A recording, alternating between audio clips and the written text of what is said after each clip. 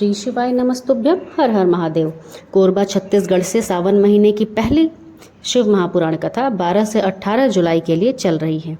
इसे हम आस्था YouTube, Facebook किसी भी माध्यम से देख सकते हैं। यदि किसी भी कारण की वजह से अगर आपने आज चौथे दिन की कथा नहीं सुनी है तो मैं आपको आज गुरु जी के द्वारा बताई गई विशेष जानकारियाँ और कर्ज मुक्ति और जीवन के तकलीफ को ख़त्म करने के लिए प्रदोष के दिन का उपाय आज गुरु जी ने बताया है। कुल मिलाकर 3 उपाय गुरु जी ने बताए हैं। तो चलिए मैं विशेष जानकारी भी आपको दूंगी जो गुरु जी ने हमें दी हैं और उपाय के बारे में भी आपसे बातें करूंगी, आपको समझाने का प्रयास करूंगी। तो चलिए पहली जानकारी की तरफ चलते हैं। आज गुरु जी ने बताया कि यदि आप मंदिर गए हैं और आपके सामने किसी ने पशुपतिनाथ व्रत के कोई पूजन कर रहा हो, कोई या प्रदोष का या किसी भी व्रत का पूजन कर रहा हो या अपना नित्य पूजन भी अगर कोई कर रहा हो, कहने का तात्पर्य है कि अगर किसी भी तरह की पूजा किसी ने के द्वारा की गई है, कोई कर रहा है और उसमें गलती हो गई है, तो आपको महादेव के सामने उसे नहीं टोकना है, उसे नहीं बताना है। इससे क्या होगा, महादेव प्रसन्न नहीं होते हैं, उन्हें अच्छा नहीं लगता है।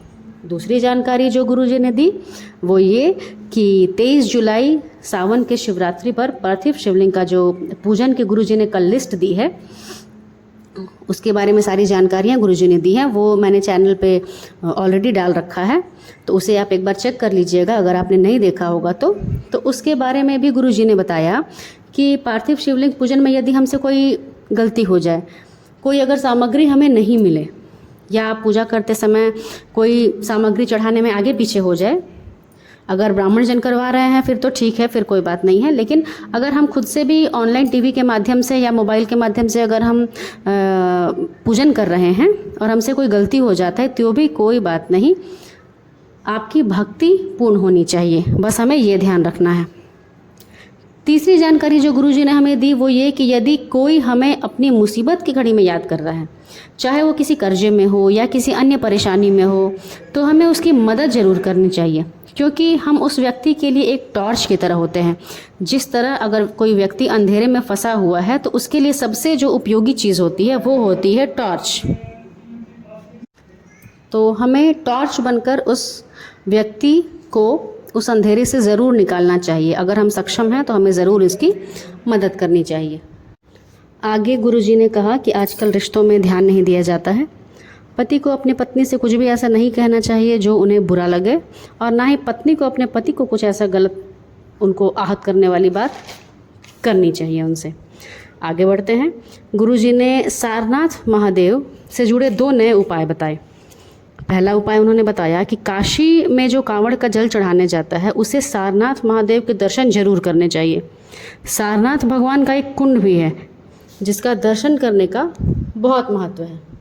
गुरुजी ने बताया यदि जीवन में बहुत ज़्यादा कर्जा हो गया हो, बहुत ज़्यादा दुख, दर्द, कष्ट या तकलीफ़ हो या कोई भी मनोकामना हो तो काशी में सारनाथ महादेव के दर्शन जरूर करने चाहिए।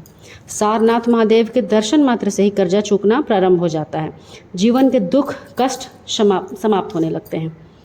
कर्ज मुक्ति के लिए ही गुरुजी ने दूसरा उपाय बताया कि यदि पैसे की इतनी कमी हो गई है कि आप काशी में सारनाथ महादेव के दर्शन करने भी नहीं जा सकते हैं, तो आपको अपने घर के नज़दीक में जो भोलेनाथ का मंदिर है वहाँ जाकर आपको 5 बेलपत्र, 5 दुर्वा, 5 कनेर पुष्प, 5 काली तिल, ध्यान से सुनिएगा, 5 बेलपत्र, 5 दुर्वा, 5 कनेर पुष्प, 5 काली तिल हाथ में रखकर सारनाथ भगवान का नाम लेकर भगवान शंकर के मंदिर में शिवलिंग पर समर्पित करना है और 1 लोटा जल सारनाथ महादेव का स्मरण करके शिवलिंग पर समर्पित करना है और थोड़ा सा जल झेलकर उसको लेकर के आना है और अपने घर, व्यापार पर छिड़क देना है। कैसा भी कर्जा हो समाप्त होकर ही रहेगा, व्यापार वृद्धि ज़रूर होगा। सारनाथ महादेव के नाम में इतनी शक्ति है।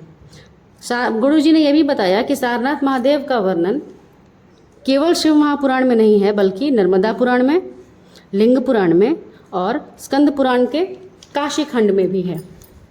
आज का तीसरा उपाय जो गुरु जी ने बताया कि सावन के महीने में प्रदोष के दिन 2 प्रदोष आते हैं।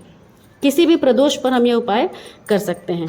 करना क्या है कि किसी भी प्रदोष पर 1 पीपल के पत्ते पर 1 कनेर पुष्प अपने घर में रख लीजिए प्रदोष के एक दिन पहले रखना है और प्रदोष वाले दिन उसको बहते हुए पानी में जाकर डाल देना है। ज़िंदगी में जो भी तकलीफ़ चल रही होगी, चाहे किसी की बीमारी हो, कोई भी परेशानी हो, एक बीमारी जाती हो दूसरी चली आती हो, कोई ना कोई घर में बीमार ही रहता हो, एक समस्या जाती नहीं है कि दूसरी चली आती है, तो वैसे लोगों को ये उपाय ज़रूर करना चाहिए।